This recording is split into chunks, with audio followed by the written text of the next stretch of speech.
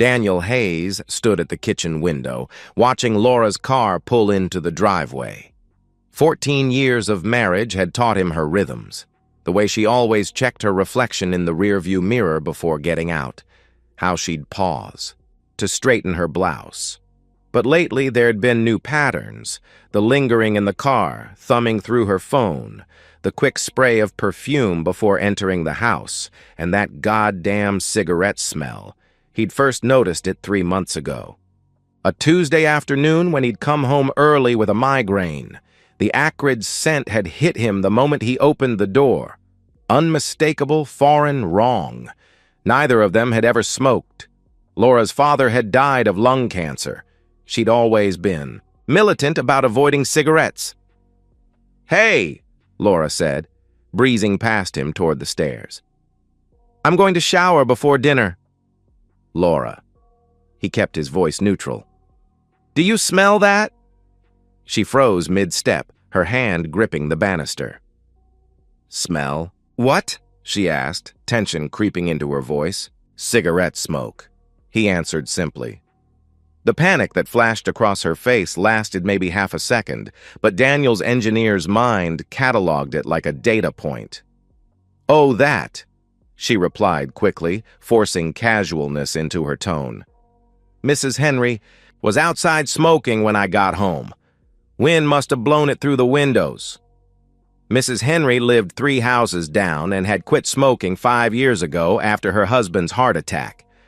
Daniel knew because he'd helped them install an air purifier system. But he nodded, filed the lie away, and said nothing. That night, lying beside Laura as she scrolled through her phone with the screen angled away from him, Daniel's mind worked through the evidence. The cigarette smell appeared twice a week now. Tuesdays and Fridays. Laura's book club had moved to Tuesday afternoons 3 months ago. Her Friday yoga classes had started around the same time. He'd built his life on predictability and trust. Met Laura at Jim's barbecue 15 years ago. Her laugh had carried across the yard, genuine and unguarded. Within a year, they were married. She'd quit her retail job to manage the house while he climbed the ladder at Midwest Manufacturing. They'd been trying for kids for 3 years before accepting it wouldn't happen. He thought they'd grieved that loss together, grown, stronger. Now watching her guard her phone like a teenager, Daniel felt the foundation shifting beneath him. The changes had been accumulating like rust on steel, invisible until suddenly the structure was compromised. New passwords on her devices, receipts from stores he didn't recognize, the way she'd started shaving her legs twice a week instead of once. Small betrayals that meant nothing individually, but together painted an obvious picture. Tuesday came again. Daniel sat in his office, staring at his computer screen while his coworkers discussed a valve failure. At 2 p.m., his phone buzzed with Laura's text, "Running errands, home by 5." He excused himself, drove home, and parked 1 street over. Through the gap in his backyard fence, he watched a beaten Honda Civic pull into his driveway. The driver, young, maybe mid-20s, cigarette dangling from his lips, walked to his front door like he belonged there. Laura let him in immediately.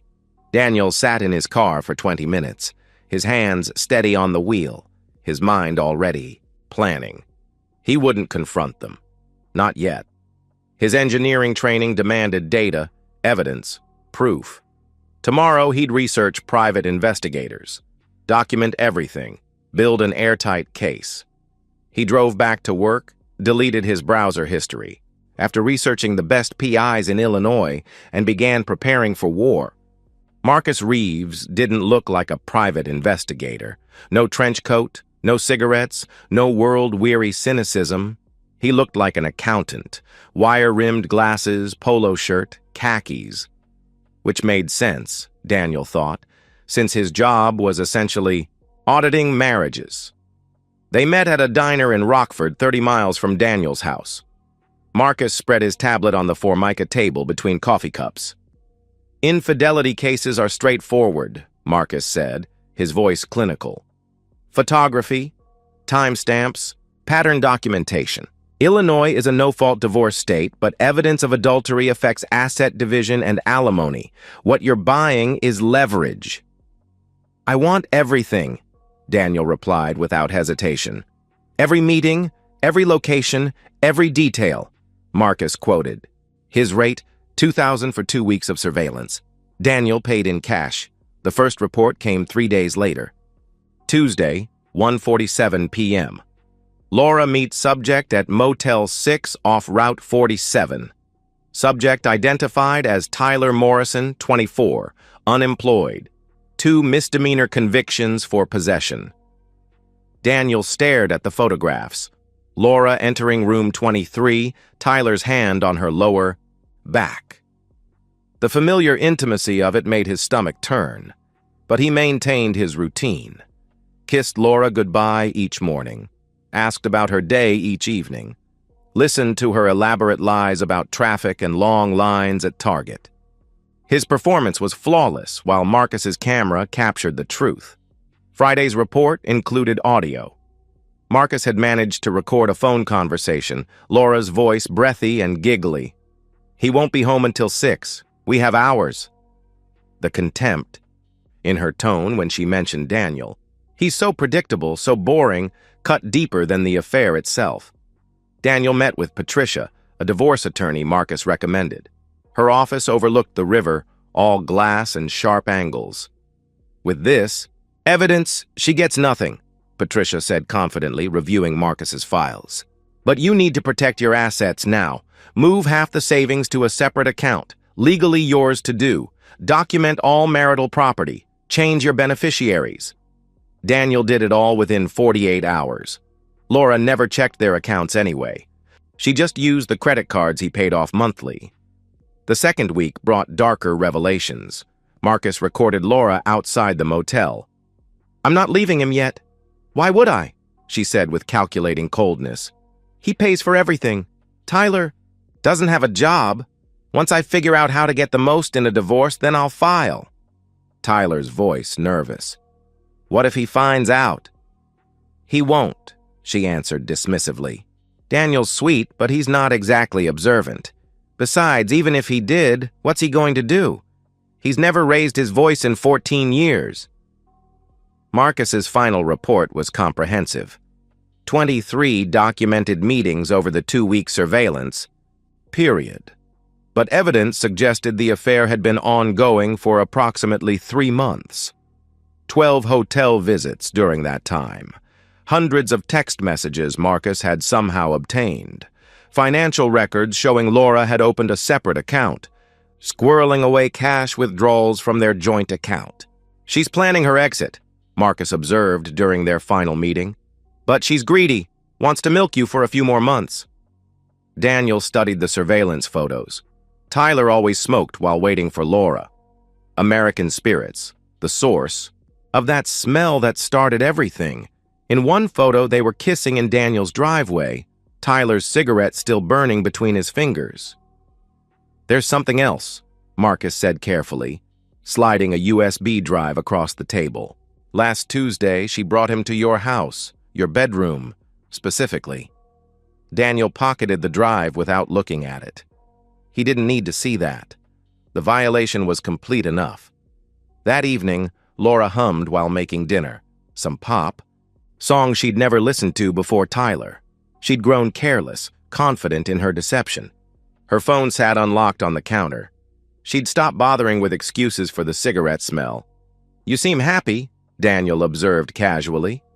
"Just a good day," she replied without even looking at him. "Book club was fun." He smiled, genuinely, this time, because Marcus had confirmed Tuesday's pattern. In 3 days, Laura would bring Tyler to their house again, and Daniel would be ready. Daniel's supervisor barely looked up when he mentioned the dizzy spell. "Take the afternoon, Hayes. You've got plenty of sick time." The drive home took 17 minutes. Daniel had timed it repeatedly over the past week. He'd leave at 1:30, arrive by 1:47, right when Marcus said they usually arrived. The Honda Civic was already in his driveway, parked at an angle like Tyler was planning a quick escape. 3 cigarette butts littered his front steps. American spirits. Daniel photographed them before entering his own home. The living room curtains were drawn, something Laura never did during the day. He could hear them before he saw them. Tyler's laugh mixing with Laura's voice. She sounded younger, lighter, like the woman he'd married 15 years ago. Daniel stepped into the doorway. Tyler saw him first, his cigarette freezing halfway to his lips. Laura was curled against him on Daniel's leather couch, the one they'd bought together for their 10th anniversary. Her hand was on Tyler's chest, her wedding ring catching the light. "Daniel," Laura said, her voice cracking, but only for a moment. Then something shifted in her expression, panic to calculation to something like relief. Tyler scrambled up, cigarette falling onto Daniel's carpet. Oh shit, man, I didn't, she said you were," he stammered. "Sit down, Tyler," Laura commanded, her voice steady now, controlled. She lit another cigarette with deliberate slowness. "Daniel, since you're here, we might as well talk." She introduced Tyler like they were at a cocktail party. 24, aspiring musician, they'd met at a coffee shop. 3 months ago, she volunteered this information with a casualness that felt rehearsed. "I've been unhappy," Laura continued, smoke curling between them. "You're a good man, Daniel, but you're boring. Every day is exactly the same. Work, dinner, TV, bed. I'm 39 years old and I feel like I'm already dead." Daniel said nothing, his silence seeming to embolden her. "Tyler makes me feel alive," she declared boldly. "The intimacy is incredible, something we haven't had in years." She paused, gauging his reaction. "I wasn't planning to tell you yet, but since you know, here's what's going to happen." She laid out her terms with the confidence of someone who'd rehearsed this speech.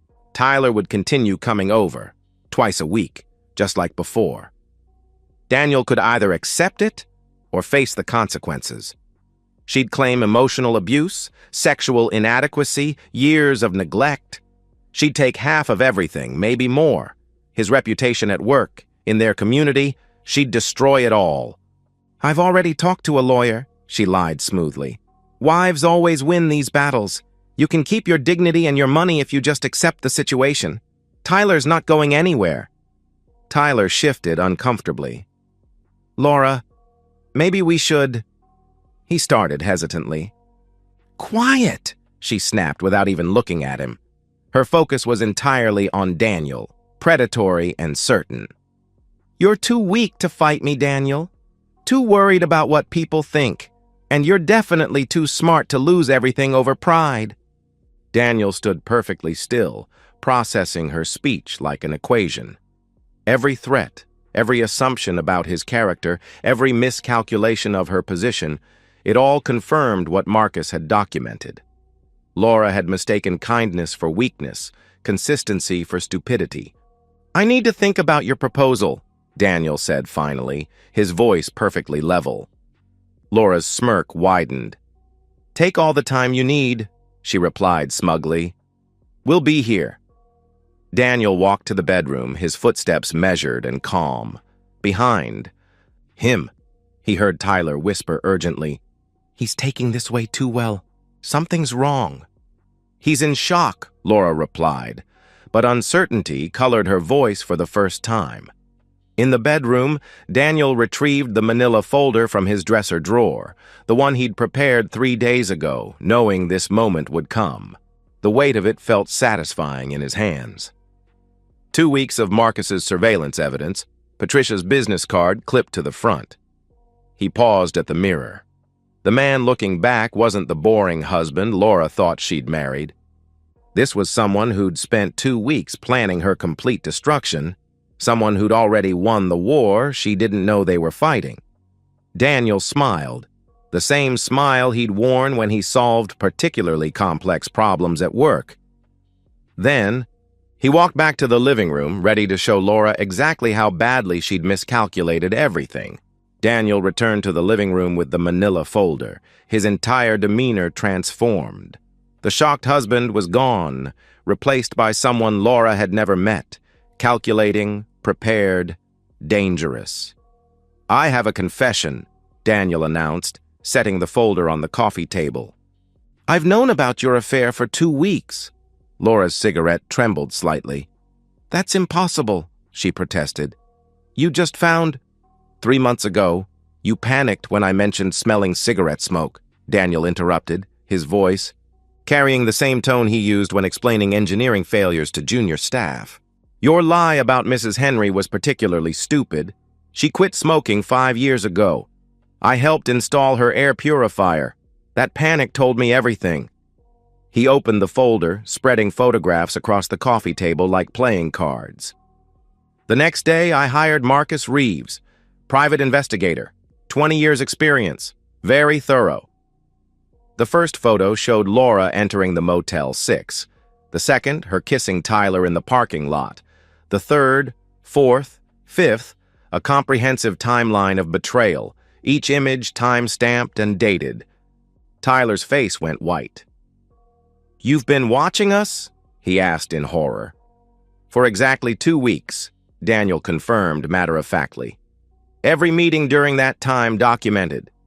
23 encounters total. But Marcus found evidence the affair started 3 months ago. 12 hotel visits. Your criminal record, Tyler. 2 possessions, currently on probation. Your probation officer will be very interested in these photos of you smoking marijuana in your car." Laura grabbed the photos, her hands shaking now. Each image was perfectly clear, undeniable. Marcus had even captured them through the motel window, not explicit, but clear enough for court. "The audio recordings are particularly damning," Daniel continued, pulling out transcripts. "You discussing how you're using me for money, planning to milk me for a few more months, calling me boring and predictable while spending the money I earn." He quoted her words back verbatim.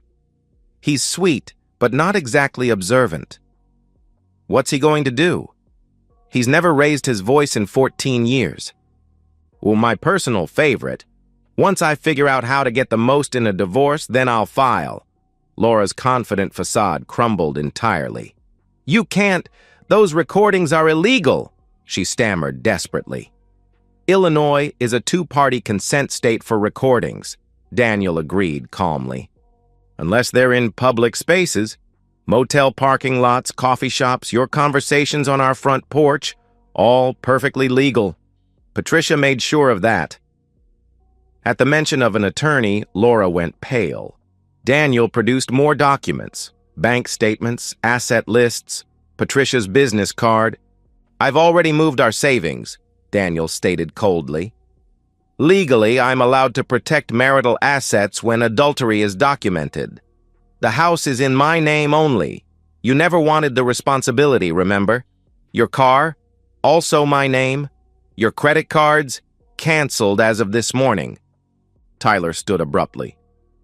"I need to go," he said, panic rising. "Sit down," Daniel commanded, his voice carrying an authority neither of them had heard before.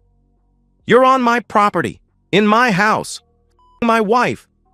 You'll leave when I say you can leave."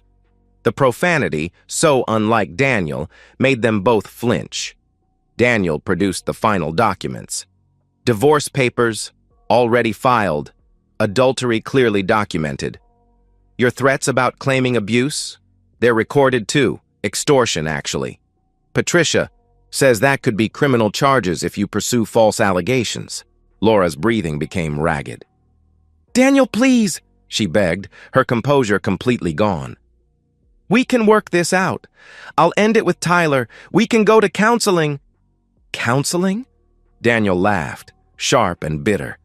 "You brought him to our bed, Laura." "Our bed. Marcus has video of you entering our house with him last Tuesday. You violated everything while I was at work earning the money you were stealing." He turned to Tyler with ice-cold fury. "You have 5 minutes to leave. If you contact my wife again, these photos go to your probation officer. If you come near my property, they go to the police. Clear?" Tyler didn't need to be told twice. He grabbed his jacket and practically ran for the door, not even looking back at Laura.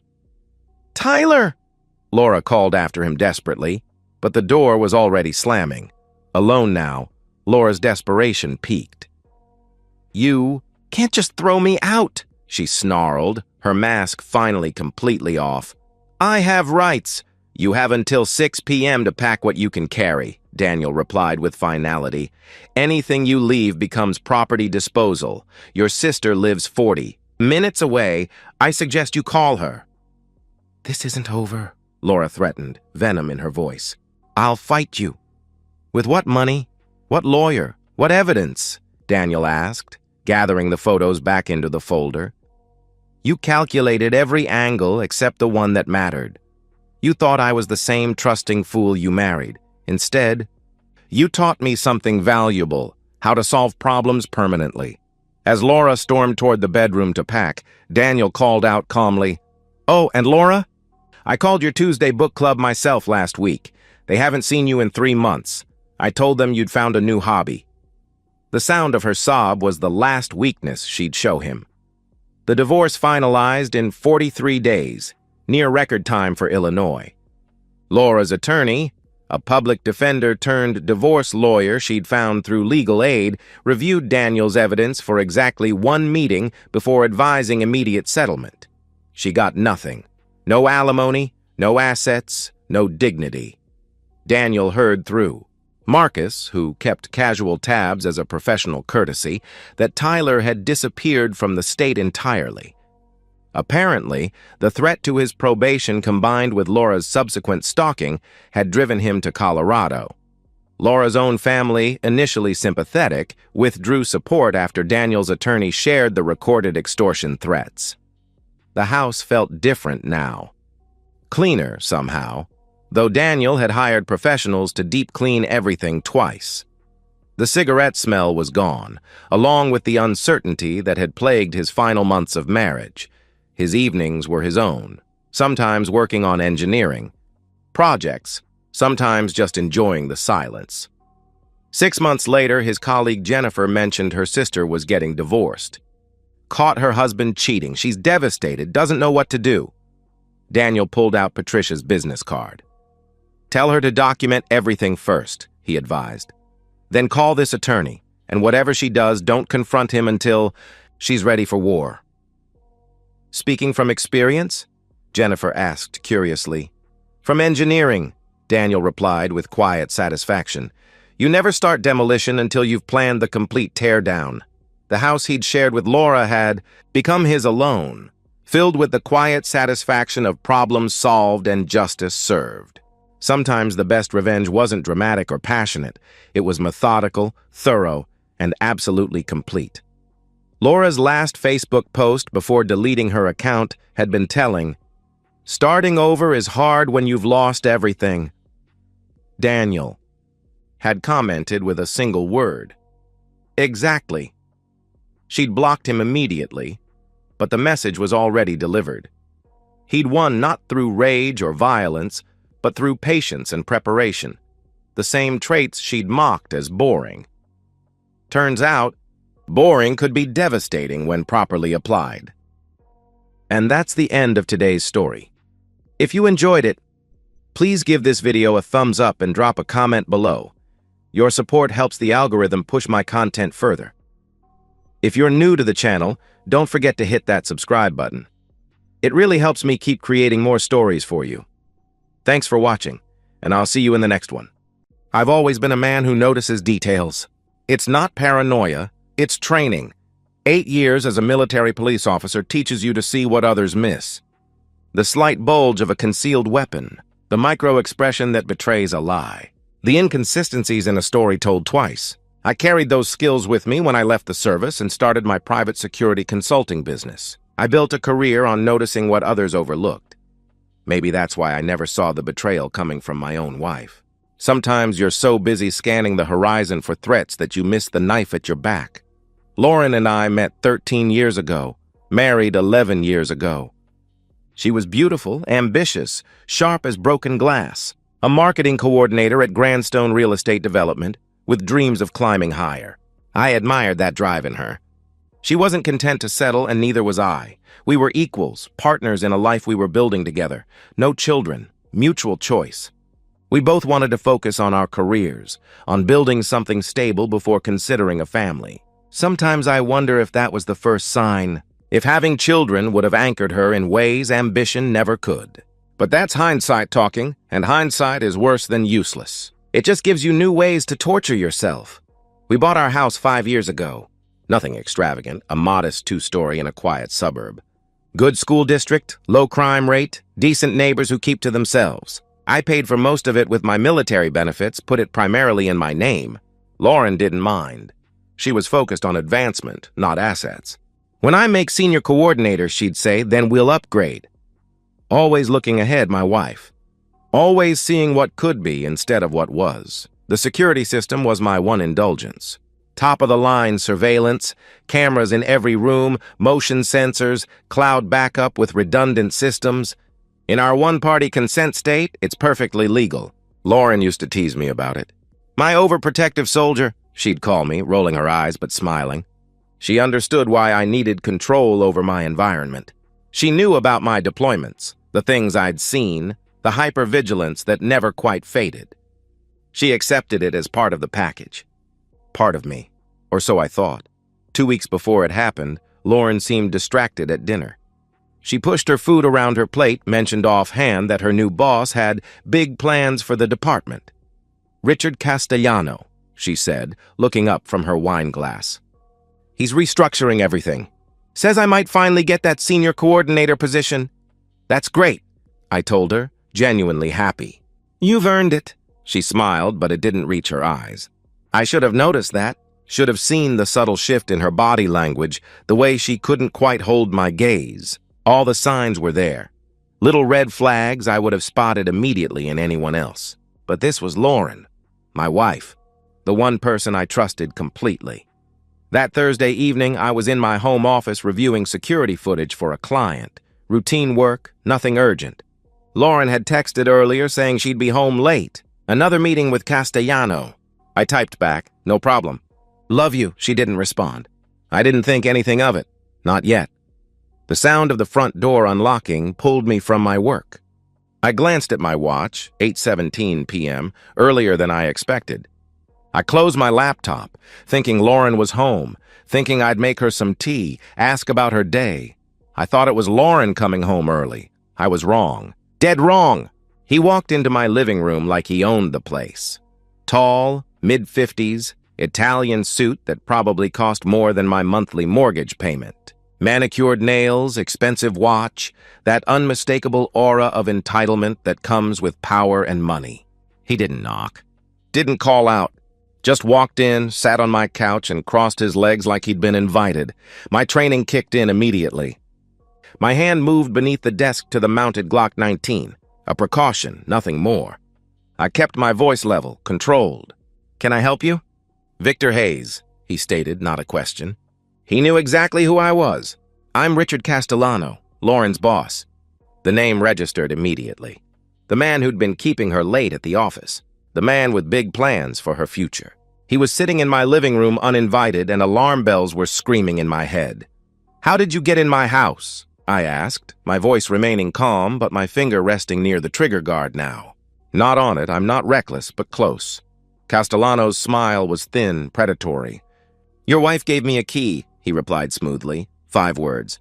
5 simple words that shattered the foundation of my marriage. Lauren had given this stranger, this man I'd never met, access to our home without telling me. The violation was so profound I couldn't immediately process it. Castellano didn't wait for me to catch up. He launched straight into what he called a man-to-man conversation. His voice was casual, matter-of-fact, as if what he was proposing wasn't monstrous. Here's the situation, Victor. I want to try your wife tonight, in your bed, and you're going to be reasonable about it, he explained, as if discussing a business deal. I stared at him, certain I'd misheard. This couldn't be happening. This wasn't real. But it was. Castellano sat in my living room, explaining the arrangement as if it were a business transaction. Lauren would get the promotion, the career advancement, the life she deserved. I just needed to step aside, be cooperative. Lauren has already accepted the arrangement, he continued, examining his manicured fingernails. She understands how this works, how success happens. She's being smart about it. Get out of my house, I ordered, my voice ice now. MP voice, the one I used during interrogations. Castellano laughed, and made his threats. Connections with judges, politicians in his pocket, evidence that could be manufactured. He could make me disappear into the prison system while Lauren moved on with her life. How do you think it works for people like Lauren? He asked, leaning forward. Do you think talent is enough? Dedication? Hard work? He snorted. Those are just the entry fee. The real currency is compliance, adaptation, being willing to make arrangements. I asked clarifying questions, getting him to repeat everything. I needed to be sure, needed it all on record. My security cameras were recording every word, backing up to cloud storage he couldn't access. As he talked, my shock transformed into something colder, more focused. This wasn't just about Castellano. This was about Lauren, my wife. She had betrayed me, conspired with this predator, given him a key to our home. Are you listening to me, Hayes? Castellano demanded, standing and moving closer, his body language shifting from arrogant to aggressive. I'm telling you how this goes. Either you make this easy, or I make your life very, very difficult. Lauren knows the score. She's smarter than you. That's when I made my decision. I brought the gun up from under the desk, aiming center mass. No hesitation. No uncertainty. Castellano froze mid-step, his eyes widening. You have exactly 30 seconds to leave my house, I warned, my voice deadly calm. Every word you've said is being recorded. Every threat, every admission of attempted coercion. It's all backed up to servers you can't touch. Castellano's face transformed, shock to fury in an instant. He realized he'd been trapped, cornered by his own arrogance. You son of a bitch! He snarled. He lunged forward, throwing a sloppy kick aimed at my head. Old instincts took over. I shifted back, absorbing the momentum. 3 shots, center mass. Textbook defensive shooting. Castellano collapsed, blood spreading across the expensive suit, staining my living room carpet. His eyes were wide with disbelief, then vacant. I set the gun down carefully on the desk, picked up my phone, and made 3 calls in sequence. First, 911. I need to report a shooting. Home invasion. The intruder is down. I'm the homeowner, I stated calmly. Second, my lawyer. Mark, it's Victor Hayes. There's been an incident at my home. I need you here immediately, I explained. The third call I almost made was to Lauren. I had the phone in my hand, her contact pulled up. But something stopped me. A cold certainty that this wasn't a misunderstanding, that Lauren was complicit. That the woman I married had conspired to have another man threaten me in my own home. I put the phone down and waited for the police. For Lauren, for whatever came next. The hardest call I made wasn't to 911 or my lawyer. It was waiting for Lauren to walk through that door and see what her ambition had cost. I sat at my dining room table, an island of stillness in a storm of activity. Police officers photographed the body. Crime scene techs collected evidence. My lawyer, Mark Donovan, stood behind me, a reassuring presence as Detective James Morris reviewed the security footage on my phone. I knew Morris from my MP days. We'd worked adjacent cases, respected each other's methods. He'd arrived 20 minutes after the first officers, taking over the scene with quiet authority. When the video ended, Morris whistled low. Open and shut self-defense, Vic. You articulated the threat, gave commands, only fired when attacked, he observed, glancing at the bloodstain on my carpet. Clean shooting. Textbook. My training had saved me. The body cam footage from the first officers showed me calm, weapon secured, hands visible, cooperating fully. I'd done everything right. The system was working as it should. I was the victim here, the innocent party. Then headlights swept across the living room windows. Car doors slammed. Lauren was home. I watched through the front window as she parked in the driveway, noticed the police cars, frowned in confusion. She walked quickly to the front door, entered her own crime scene, and froze. Her eyes registered everything in sequence, the body bag being zipped, the blood being cleaned, the detectives, the techs, her husband sitting calmly at the table. She went white. Victor? What? Oh my God, is that? She stammered. Richard Castellano, I stated evenly. Your boss. The man you gave a key to. I watched her face as understanding dawned. The shock wasn't at finding a dead body in her living room. The shock was realizing the plan had failed catastrophically, that Castellano hadn't succeeded in threatening me into compliance, that her betrayal was exposed. She started crying, moving toward me with outstretched hands. "Victor, you don't understand. It wasn't what you—" she pleaded. Detective Morris interrupted, voice professional but firm. "Mrs. Hayes, I need to ask you some questions. Did you know Richard Castellano was coming to your home tonight?" No, I mean, he said he wanted to talk to Victor, but—" she faltered. "Did you provide Mr. Castellano with a key to this residence?" Morris pressed. Her eyes darted from Morris to me, back to Morris. "Yes, but—" she admitted reluctantly. "Did Mr. Castellano tell you the purpose of his visit?" He continued. "He said he just wanted to talk," she whispered, looking at me desperately. "Victor, please!" "There's video, Lauren," I interrupted quietly. "Everything he said." "Your involvement." The color drained from her face. She swayed slightly, grabbing the back of a chair for support. "I need a lawyer," she murmured. The next few hours blurred together. Lauren was questioned separately.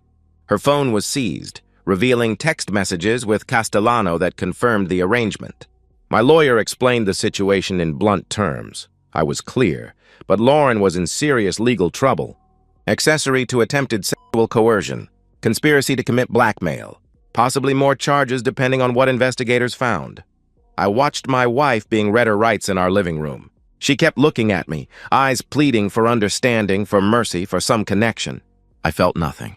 No anger anymore. No betrayal. Just cold clarity. She'd made her choice.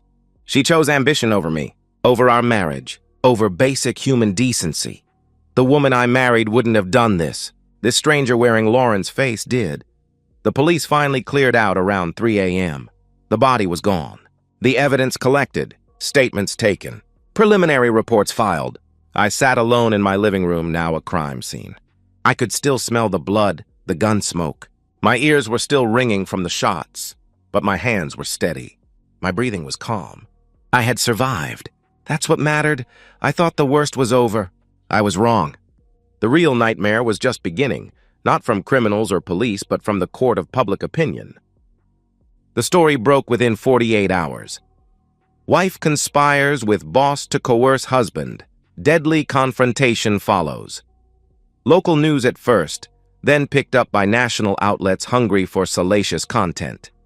My home became a stage, besieged by reporters with cameras and microphones. My security system, the same one that had saved my life, now captured journalists trampling my lawn, news vans blocking my driveway. I didn't leave the house for a week, except for police interviews and meetings with my lawyer.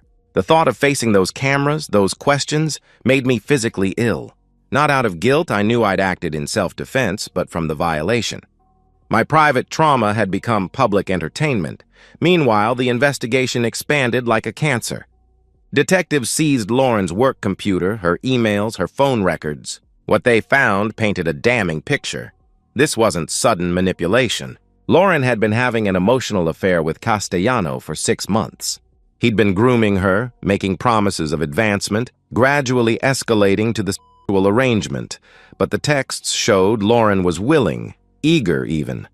She wrote about finally getting what I deserve, and Victor will understand eventually.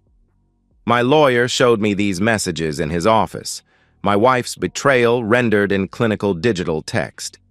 She'd been lying to me for half a year. Every late meeting was time spent with Castellano. Every networking event was another step in their plan. The night I killed Castellano wasn't the beginning. It was the culmination.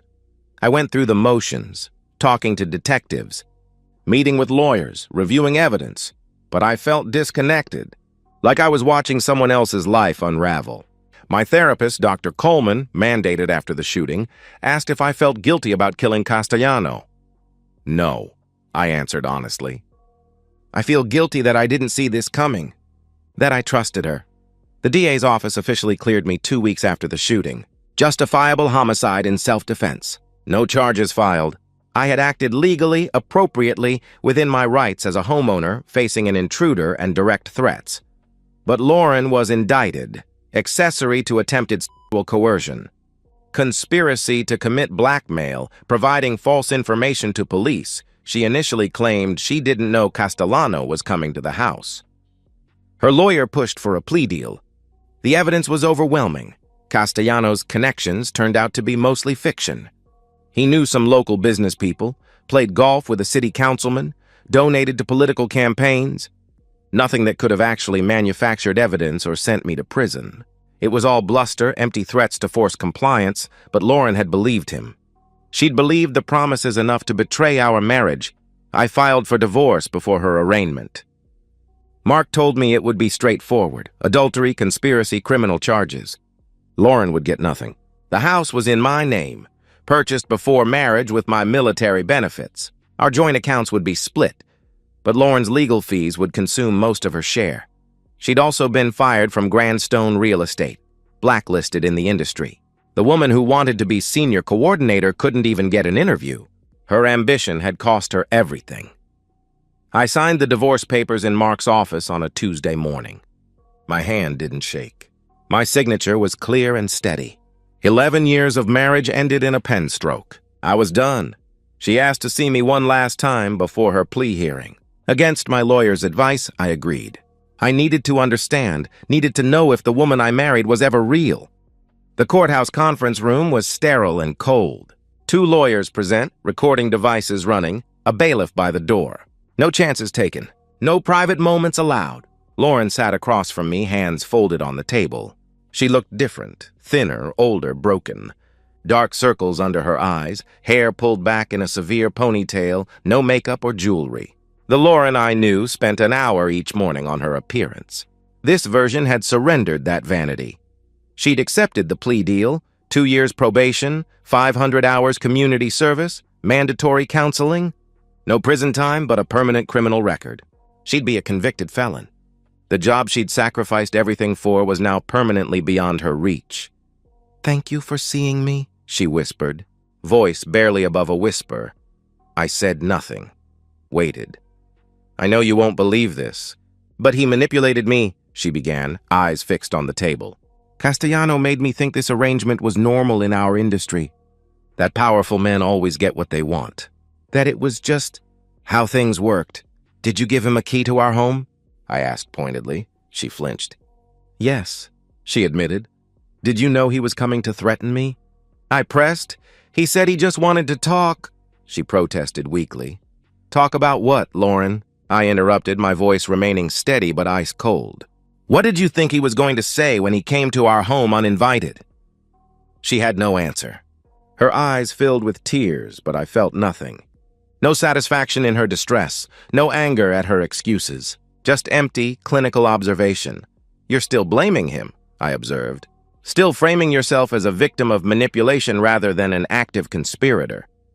It wasn't supposed to happen like that." She burst out. "He wasn't supposed to threaten you. He just said he'd talk to you, explain the situation, make you understand." "Understand what? That my wife was trading intimacy for a promotion?" I asked coldly. She flinched as if I'd slapped her. "You don't understand." "I wanted more, Victor. I was tired of being just a coordinator while my college friends became VPs and directors. I wanted the corner office, the big salary, the respect. Castellano offered me everything. If I'd just be smart about it," she explained desperately. "And betraying your husband was being smart about it?" I challenged. "I convinced myself it wasn't really betrayal," she whispered, eyes down. "I told myself it was just business, just how the world works, that you'd understand eventually." The final question rose in me, the one that had haunted me for weeks. "Did you ever love me?" Her hesitation answered everything. She inhaled, exhaled, looked up finally. "I did once," she admitted. "But I changed. I wanted things you couldn't give me: wealth, status, power." I looked at our modest home and comfortable life and felt trapped. Castellano offered an escape. I stood to leave. The truth was worse than I'd imagined. Not just betrayal, dismissal. 11 years together, and she'd outgrown me like an old coat. Lauren grabbed my arm, desperate now. "Victor, please. Try to understand. I made a terrible mistake." "I'll do anything," she begged. I pulled away. "I do understand, Lauren," I replied coldly. "That's the problem. I understand exactly who you are now, and I understand that I married a stranger. I walked out without looking back. The divorce was finalized 3 days later. I kept the house, most assets, my dignity. Lauren left with her legal fees, her criminal record, and the ruins of her reputation. The judge's gavel came down, and just like that, 11 years of marriage ended. I walked out of that courtroom a free man. It would take longer to feel like one. 2 years have passed since I shot Richard Castellano in my living room. 2 years since I discovered my wife's betrayal. 2 years of rebuilding a life I thought was stable. My security consulting business is busier than ever. The case made me something of a legend in certain circles, the consultant who saw danger coming and prepared for it. I've tripled my client list, upgraded my home security system, though it's more symbolic than necessary. The original system saved my life. I don't date much. The few times I've tried, I've found myself watching for signs of deception, testing motivations, looking for hidden agendas. My therapist says it's normal, that trust takes time to rebuild. I'm not sure it ever will. The betrayal cut deeper than the physical danger. Lauren's willingness to sacrifice me for career advancement showed me how little our marriage actually meant. Through mutual acquaintances, I hear about Lauren occasionally. She moved to Nevada, working retail under her mother's maiden name. The criminal record makes professional work nearly impossible. The news coverage made her name toxic in our industry. She's trying to escape her past, build something new from nothing. I don't feel satisfaction hearing this. Just a dull, distant ache for the person she used to be or the person I thought she was. Sometimes I wonder if she ever thinks about me, about what she threw away. I wonder if the corner office she coveted seems worth it now, standing behind a register in a desert town where nobody knows her name. Castellano's family sued me in civil court. Wrongful death.